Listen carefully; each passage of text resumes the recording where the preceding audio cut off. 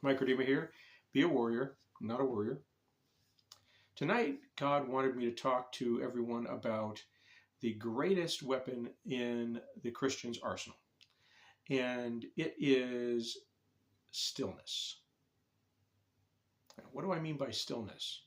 Well, Psalm 46:10 says, "Be still and know that I am God."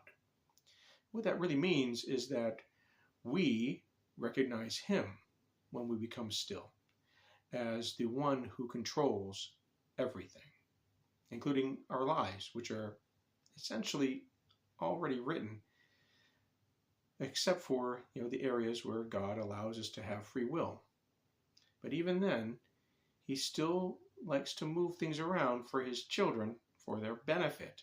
And He does have a specific plan set out for them, even if they're not aware of what that looks like in the future. He does.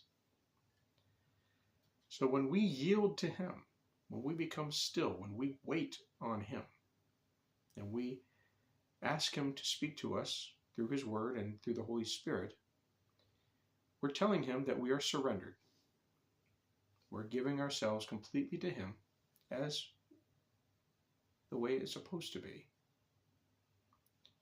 And we are trusting Him with our lives and everything in them. When we do that, we give Him room to work in ways that we can't see and we can't even know.